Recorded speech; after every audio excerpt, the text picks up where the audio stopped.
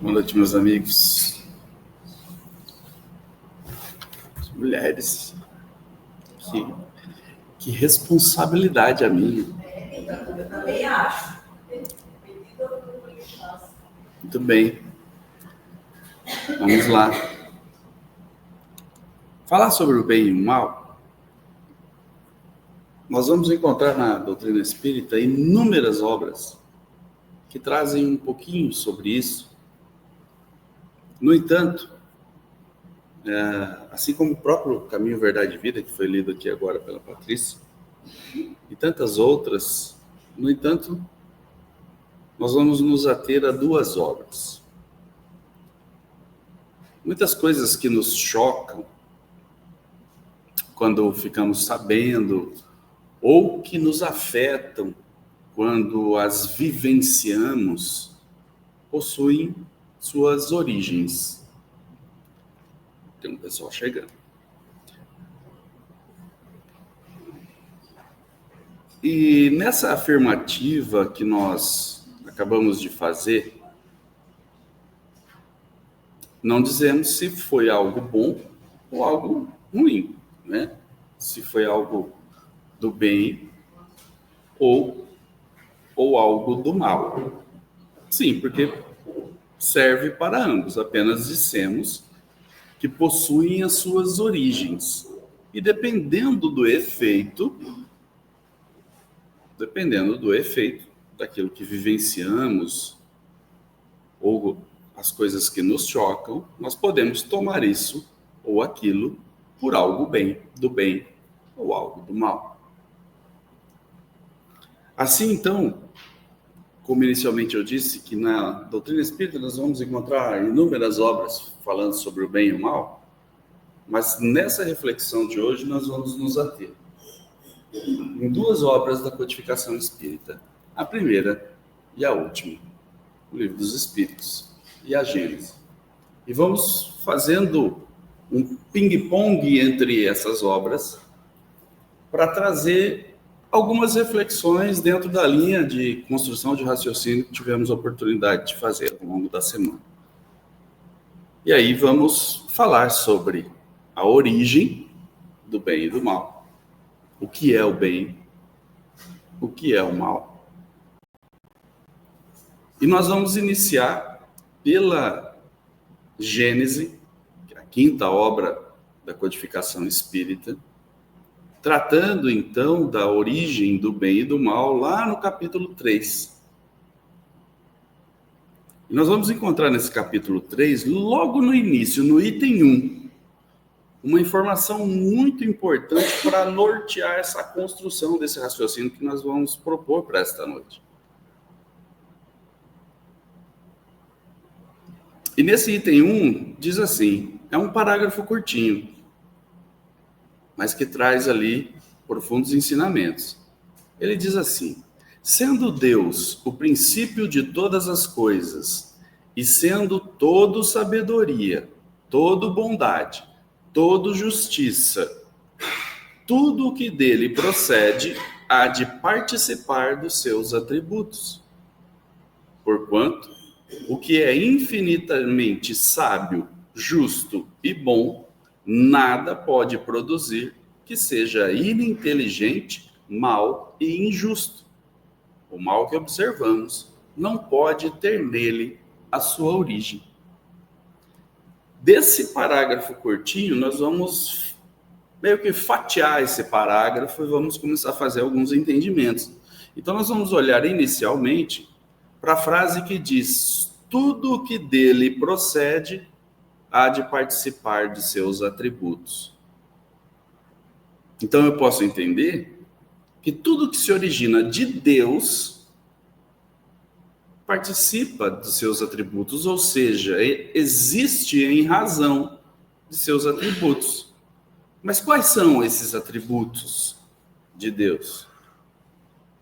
Aí a gente dá uma pausa aqui na Gênesis e vamos lá no Livro dos Espíritos, na questão número 13, que nos traz os atributos de Deus. Nós não vamos entrar nos pormenores dos atributos, mas vamos fazer a leitura deles. Deus é eterno, imutável, imaterial, único, onipotente, soberanamente justo e bom. Soberanamente justo e bom. Não é justo ou bom, é justo e bom. Não estão dissociadas essas duas situações. Então, como diz a própria frase lá, se Deus é todo sabedoria, todo bondade e todo justiça, e estou aqui então assumindo essa condição como verdade absoluta, se tudo que procede dele se dá em razão desses atributos que nós acabamos de ler, participa desses atributos, o que vem na sequência da frase, desse parágrafo, eu poderia até considerar como uma redundância de informações, de afirmações, na verdade. Mas vamos analisar. Porque agora nós vamos voltar nossa atenção ao final da frase desse item 1 do capítulo 3 de A Gênese, quando ele diz assim: o mal que observamos não pode ter nele a sua origem. Então, o mal que observamos não pode ter em Deus a sua origem. Veja essa informação contida nessa frase. O mal que observamos não pode ter nele a sua origem. Então, acabamos de responder uma parte da reflexão dessa noite. Acabamos de aprender que o mal que observamos não se origina de Deus. Mas agora, nós vamos chamar a atenção para o outro ponto dessa mesma frase, quando ele diz assim: o mal que observamos não pode ter nele a sua origem, né? O mal que observamos. Destaque para a palavra observamos. Se observamos algo, observamos, o fazemos sob determinado ponto de vista.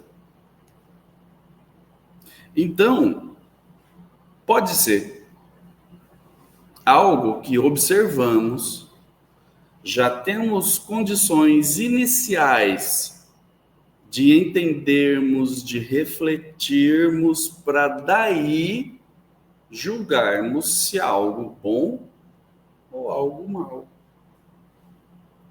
Se é algo ruim, se é algo do bem, se é algo do mal. Mas, se trata de um ponto de vista, se é um ponto de vista, como estamos refletindo, como eu vou distinguir se é algo bom ou algo do mal? Isso vai depender, é claro, do meu nível de compreensão, do esforço que eu faço para compreender as coisas. Mas como eu vou de fato distinguir? E aí, antes de responder essa pergunta, nós vamos fazer uma pausa e logo mais à frente nós vamos retomar essa questão. Vamos antes tentar entender outras duas perguntas que inicialmente também foram postas para a proposta dessa noite. O que é o bem? O que é o mal? E agora nós voltamos ao Livro dos Espíritos, porque a partir da questão 629 de O Livro dos Espíritos, teremos um início de entendimento sobre o bem. Porque a proposta é entendermos o que é o bem. Porém, a resposta dessa pergunta, ela já se entrelaça com a questão da distinção. Estávamos falando sobre distinguir, como de fato eu posso distinguir o que é bem, o bem do mal. E a questão 629, então, Kardec pergunta: que definição se pode dar da moral? E a resposta inicia assim: a moral é a regra de bem proceder. Vamos fazer uma pausa aqui. Tem mais coisas.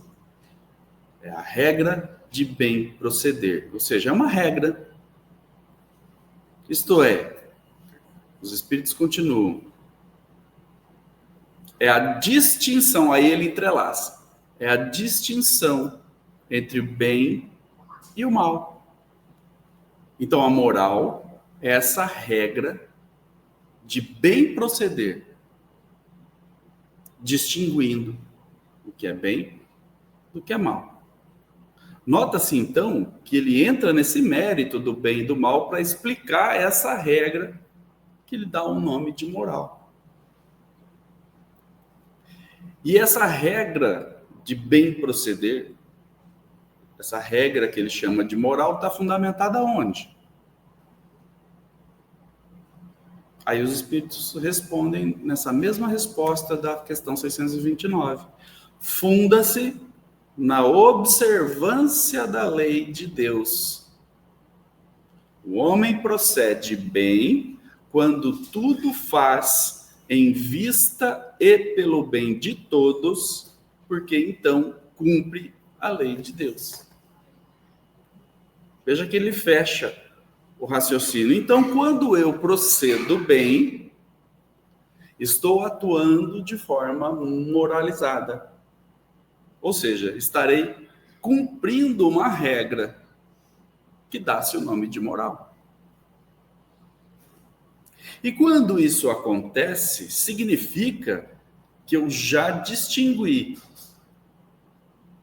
o bem de outra coisa, daquilo que não é o bem. Porque eu procedi bem, significa que eu já distingui o que é o bem de alguma outra coisa que não é o bem. E se não é o bem, é o quê? Não é? Vale essas indagações para irmos construindo juntos aqui essas reflexões. Mas agindo assim, fazendo então essa distinção do procedendo bem e procedendo bem, significa que eu estou fundamentado então numa lei maior. Ou seja, estarei já observando a lei de Deus. Mas na prática, isso acontece quando? A própria resposta da 629 nos esclarece. Quando ele fala assim: quando tudo faz em vista e pelo bem de todos. Ele está me colocando numa condição de me relacionar com o outro. E num procedimento para o bem de todos. Estarei cumprindo essa regra. Estarei já observando a lei de Deus. Então, se estou desejoso de fazer algo em prol de todos, estarei já cumprindo a lei de Deus. Estarei procedendo bem, fazendo essa distinção. No entanto, Kardec quis deixar isso mais claro ainda e questionou explicitamente. Sim, porque nessa questão 629, Kardec estava buscando a definição de moral. A pergunta foi: o que se pode definir como moral? Não é? Que de certa forma se entrelaça aqui. Assim, Kardec pergunta na questão seguinte de O Livro dos Espíritos, na 630, como se pode então distinguir o bem do mal? E a resposta vem ao encontro da 629, dizendo que o bem é tudo o que é conforme a lei de Deus. O mal, tudo o que lhe é contrário a isso. Assim, fazer o bem é proceder de acordo com a lei de Deus. Fazer o mal é infringi-la. Questão 629 e questão 630. de O Livro dos Espíritos. Portanto, se conhecemos as leis de Deus, saberemos fazer essa distinção entre o bem e o mal, se conhecemos as leis de Deus.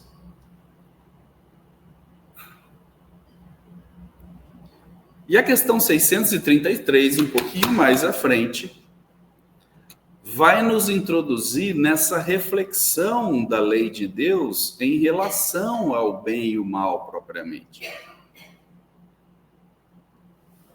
Porque na questão 633, ele diz assim, então essa regra do bem e do mal, que se poderia chamar de reciprocidade ou solidariedade, é inaplicável ao proceder pessoal do homem para consigo mesmo. Ele fez uma afirmativa aqui.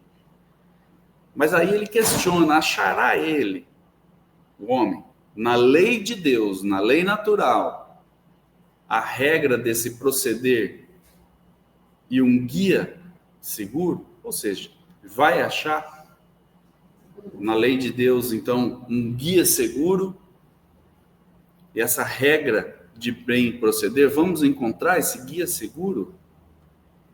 Olha a resposta dos Espíritos.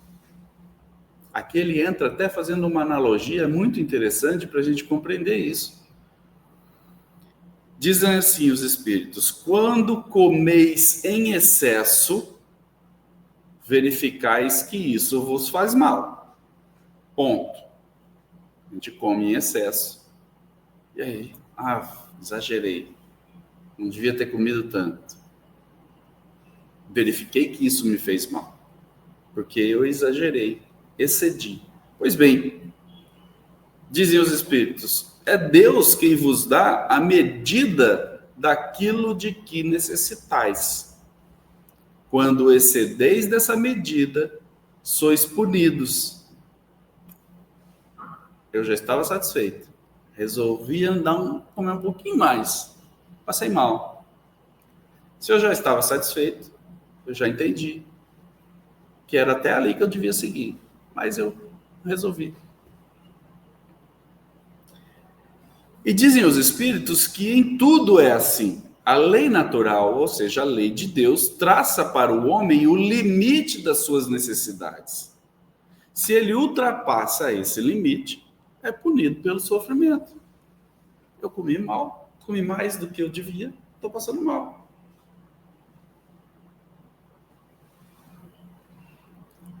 Se atendesse sempre a voz que lhe diz basta, olha o nosso anjo da guarda chegando aqui.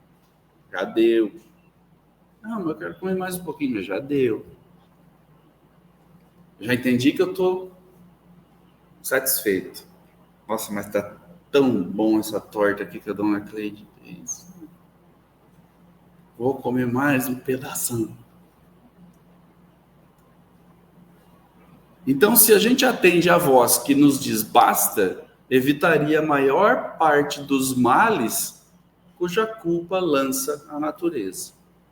Porque, normalmente, nós culpamos alguém que não é a gente. Quem mandou a dona Cleide fazer uma torta tão gostosa, né? A culpa é da dona Cleide. Confirmando isso,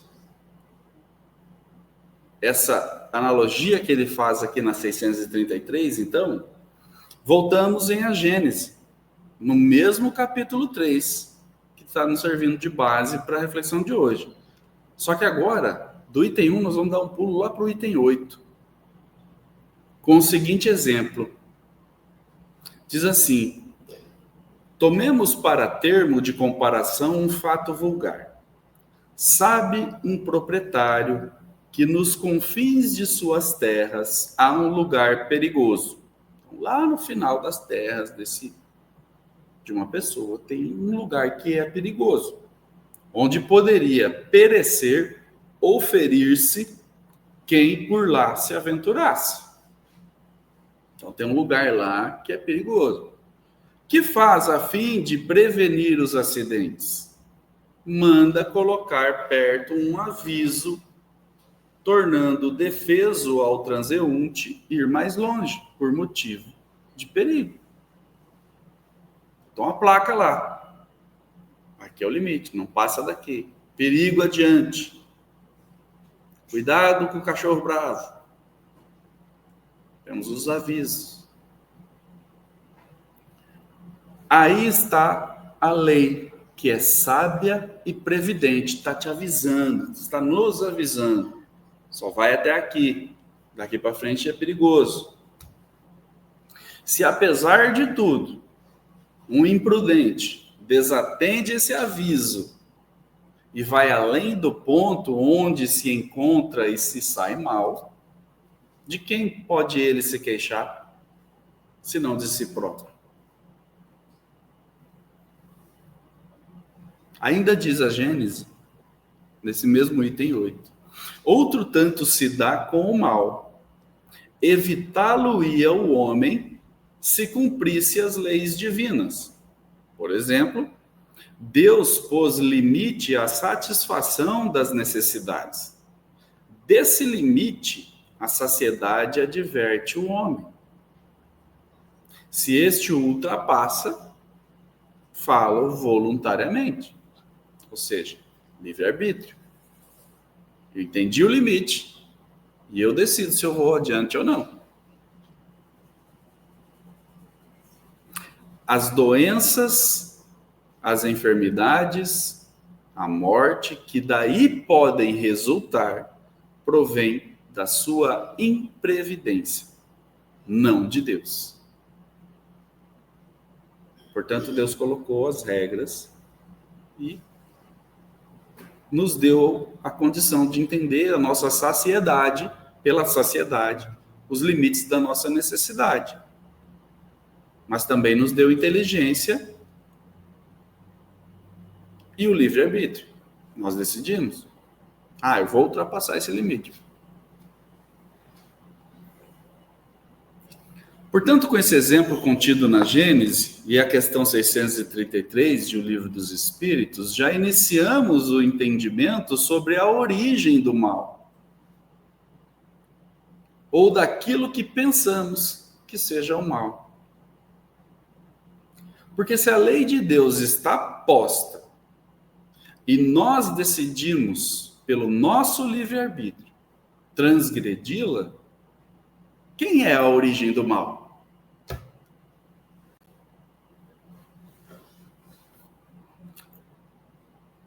Mais à frente um pouquinho, no Livro dos Espíritos ainda, questão 636.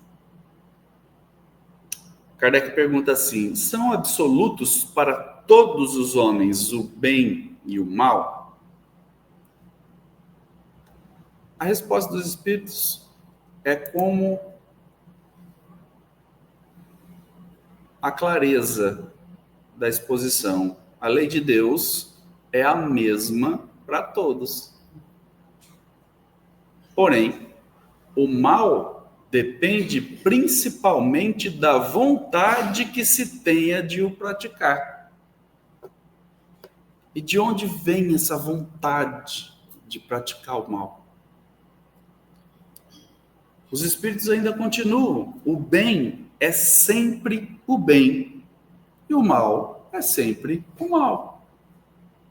Qualquer que seja a posição do homem, o bem é sempre o bem, o mal é sempre o mal. Qualquer posição em que nós estejamos. Diferença só há quanto ao grau de responsabilidade sobre o bem e sobre o mal. E aqui podemos fazer até um paralelo com um velho ensinamento para conduzir as nossas ações no nosso dia a dia. Quando dizemos assim: o errado vai continuar sendo errado, mesmo que todo mundo esteja fazendo. E o certo vai continuar sendo certo, mesmo que ninguém esteja fazendo. Esse ensinamento é oportuno aqui, nesse contexto, para não cairmos naquela ideia de tá todo mundo fazendo, eu vou fazer também. E vamos, sem raciocinar, vamos na massa Então, vimos ainda muitos exemplos assim. Enchentes acontecem, a água invade lojas, e as pessoas vão lá saquear as lojas. Está todo mundo fazendo, vou fazer também. E aí entra.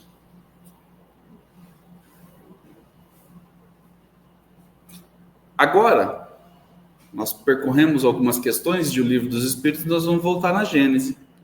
E nós vamos voltar lá na Gênesis, no mesmo capítulo 3, porém agora no item 6.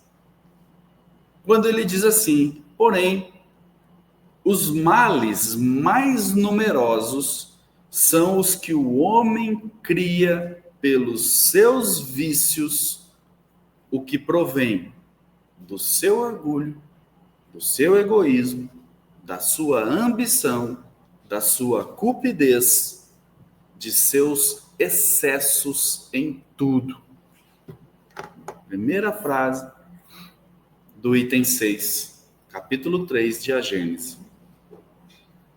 Encontramos aqui a origem dos males. Então eu vou ler de novo. Os males mais numerosos são os que o homem cria pelos seus vícios. Ponto. Os que provém do seu orgulho, do seu egoísmo, da sua ambição, da sua cupidez e dos seus excessos em tudo. Aí a causa das guerras e das calamidades que estas acarretam, não é? Inicia-se uma guerra, acontece aquela destruição, termina a guerra, o que sobra? Pessoas passando fome, sede, frio, sem lar, família destruída, desabrigados. Então termina a guerra, começa a calamidade. Mas não é só isso. Diz na Gênesis, então, que daí a causa das guerras, das calamidades que acarretam, das dissensões, das injustiças, da opressão do fraco pelo forte, da maior parte, afinal, das enfermidades. Deus promulgou leis plenas de sabedoria, tendo por único objetivo o bem. Em si mesmo encontra o homem tudo o que lhe é necessário para cumpri-las. Olha que informação importante. Nós temos tudo o que é necessário para cumprir as leis de Deus. Nós temos tudo. A consciência lhe traça a rota. A lei divina lhe está gravada no coração e, ao demais, Deus lhe a lembra constantemente por intermédio de seus messias e profetas, de todos os espíritos encarnados que trazem a missão de o esclarecer, moralizar e melhorar. Lembremos que nós estamos falando da Gênesis, a época em que isso foi escrito. Por isso ele cita isso. Mas também faz o complemento. E de todos os espíritos desencarnados que se manifestam em toda parte. Se o homem se conformasse rigorosamente com as leis divinas, não há duvidar de que se pouparia aos mais agudos males e viveria ditoso na terra. Já viveríamos ditosos aqui. Se assim procedesse, aliás, se assim procede, é por virtude do seu livre-arbítrio. Sofre, então, as consequências do seu proceder. Então vejam que, de acordo com o que diz aqui, temos plena condição de somente fazer o bem. Plena condição. Seguir o caminho reto. Tomar boas decisões. Pois a lei de Deus já está em nossas consciências. Já está. e estamos mergulhados nessa justiça de Deus. Vejam que falamos há pouco sobre o item 6, do capítulo 3 de A Gênesis, e agora voltamos a esse item 3, desse mesmo capítulo, para ainda nessa questão da origem do mal, falarmos a questão sobre o ponto de vista. Então, lá no item 3, nesse item 3 da Gênesis, Kardec vai nos dizer que, entretanto, o mal existe e tem uma causa. Os males de toda espécie, físicos ou morais, que afligem a humanidade, formam duas categorias que importa distinguir. Então, ele vai mostrar aqui duas categorias de males que afligem toda a humanidade. A dos males que o homem pode evitar. O homem pode evitar. Olha como é que ele coloca uma das categorias. Se ele pode evitar, significa que foi criado por quem? E a segunda categoria, ele diz que é os males que lhe independem da vontade. Independe da vontade do homem.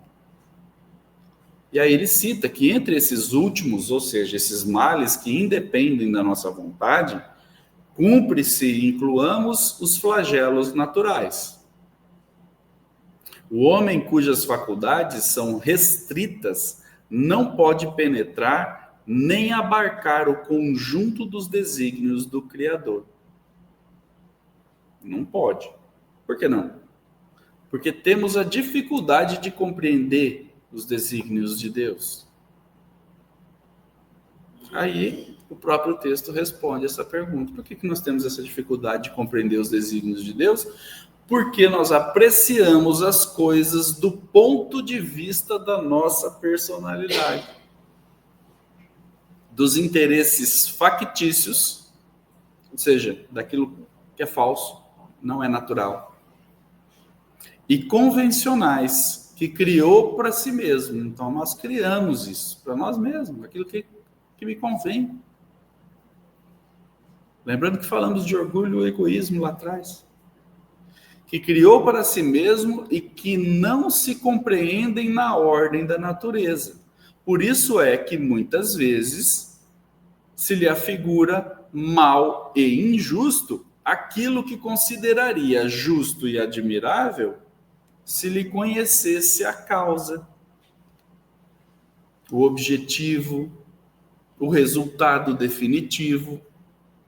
Pesquisando a razão de ser e a utilidade de cada coisa, verificará que tudo traz o sinete da sabedoria infinita e se dobrará a essa sabedoria, mesmo com relação ao que lhe não seja compreensível. Então vejam como é interessante essa questão do ponto de vista. Se compreendermos as leis naturais, as leis de Deus, se analisarmos os resultados, a razão maior e a utilidade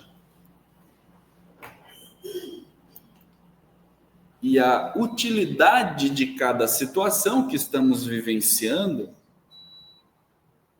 podemos, veja só, se compreendemos as leis naturais, as leis de Deus, se analisamos os resultados, a razão maior e a utilidade de cada situação, podemos mudar, ou pelo menos iniciar a mudança do nosso ponto de vista a respeito dos males que sofremos. Já entendemos que somos, durante essa reflexão, causadores do nosso próprio mal. E diante dos males que acontecem ao redor do mundo, analisemos com base em tudo que falamos até aqui. Já temos essa capacidade.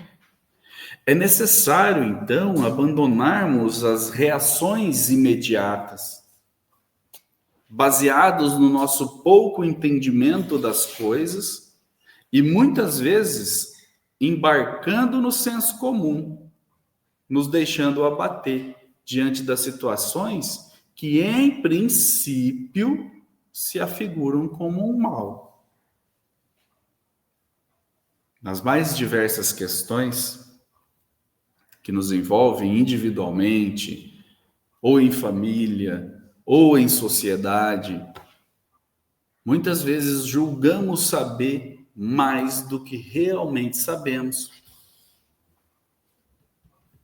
Falamos sobre situações e pessoas baseadas no achismo.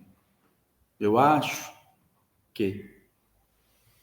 E propagamos muitas vezes uma ideia de origem de algo mal, como se tivéssemos certeza daquilo, mas fazemos isso, propagando isso, sem ter certeza de nada daquilo. E assim a gente volta lá no item 6, quando fala do orgulho, do egoísmo, da cupidez, etc. Porque fazemos isso baseado nisso que temos em nós. Que são, infelizmente, as bases que norteiam a maior parte das nossas reflexões no dia a dia. Julgamos saber mais do que realmente sabemos. Mas que meio, então, nós temos de distinguir qual meio eu tenho para distinguir o bem do mal? Os espíritos vão responder essa questão também. E essa questão foi formulada na questão 631 de O Livro dos Espíritos. Quando Kardec pergunta, tem meios o homem de distinguir por si mesmo? Ele tem meio de distinguir por si mesmo o que é bem do que é mal? Aí a resposta é bem curtinha. Sim. Quando crê em Deus e o quer saber. Crê em Deus e o quer saber. Deus lhe deu a inteligência para distinguir um do outro. Nós estávamos falando há pouco sobre analisar melhor as coisas antes de sermos reativos. Antes de nos posicionarmos como sabedores de tudo, analisar melhor as coisas. Deus nos deu inteligência. Se somos reativos e pré-julgamos, não estamos utilizando essa inteligência que Deus nos deu. Mas vejam como é interessante essa questão do ponto de vista. Eu estou nesse momento sofrendo algo. Busco encontrar a verdadeira causa desse sofrimento, né? Olhando primeiramente para o meu egoísmo, porque pode ser em decorrência dele. Então eu vou buscar, tentar encontrar essa verdadeira causa desse sofrimento. Encontrei a causa, opa, legal. Analiso ela e então eu chego a um entendimento. Poxa, pode ser que eu mesmo tenha causado esse sofrimento em determinado momento. Pode ser que então esse mal que eu estou agora sofrendo, eu mesmo tenha causado. Plantei errado lá atrás. E agora eu estou colhendo o fruto. E se eu plantar errado agora, olha a reflexão que isso pode nos fazer. Se eu plantar errado agora, novamente eu vou colher errado lá na frente. Mas se eu analiso e entendo que há um bem maior que vai decorrer desse mal, um deles é justamente esse aprendizado do plantar e colher, não é? Estou fazendo essa análise e já estou entendendo que se eu plantar algo errado agora, eu vou colher algo ruim lá na frente. Então, aqui já há um aprendizado. Nesse instante, esse mal já não me parece tão mal assim quando eu paro para pensar. Já não me parece mais tão mal assim, pois que tem um bem maior à frente para acontecer. Aí eu posso tomar outra decisão. Assumir uma resignação e me pôr ao trabalho para sanar essa questão que estou sofrendo, ou reclamar, me revoltar e agravar a situação novamente. São dois caminhos. Qual caminho que eu vou escolher? Novamente, a decisão. Assim, ao longo dessas reflexões de hoje que fizemos aqui, podemos compreender que o mal, então, não vem de Deus. Não é? Que podemos mudar o nosso ponto de vista sobre tudo isso e a forma de encararmos as adversidades que enfrentamos. Nós podemos mudar nosso ponto de vista. Nós podemos ressignificar. Que não importa a circunstância, quem deseja ser bom, pode sê-lo. Essa é uma frase que foi dita no Momento Espírita de hoje.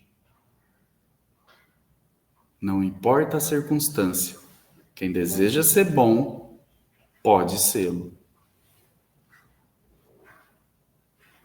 E vamos fechar então essa nossa reflexão de hoje com a questão 632. Vejam que ficou dentro de um bloco, da 629 até 636.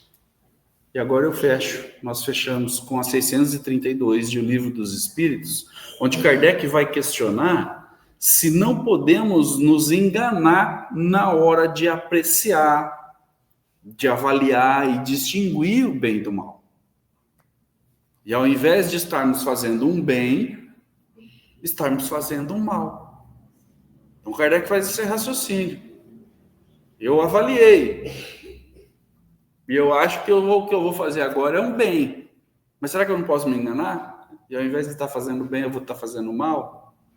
Olha o raciocínio de Kardec construindo aqui nesse bloco de questões de O Livro dos Espíritos. E a questão ele faz justamente dessa forma. Ó. Estando sujeito ao erro, não pode o homem enganar-se na apreciação do bem e do mal e crer que pratica o bem quando em realidade pratica o mal? Então os espíritos vão esclarecer essa resposta, essa pergunta, com o ensinamento do próprio Mestre Jesus. E assim nós vamos fechar a nossa reflexão de hoje. Os espíritos dizem, Jesus disse, vede o que quereríeis que vos fizessem ou não vos fizessem. Tudo se resume nisso. Não vos enganareis. Ou seja, fazer ao outro aquilo que gostaríamos que o outro nos fizesse. Assim a gente não erra. É o que eu desejo para mim, é o que eu desejo para todos vocês, é o que eu desejo para todos nós, que possamos pensar do outro aquilo que gostaríamos que o outro pensasse de nós, falar ao outro aquilo que gostaria que o outro nos falasse e fazermos ao outro aquilo que gostaríamos que o outro nos fizesse, independente da circunstância. Muito obrigado, meus amigos. Espero ter contribuído. E assim, me despeço. Muito obrigado.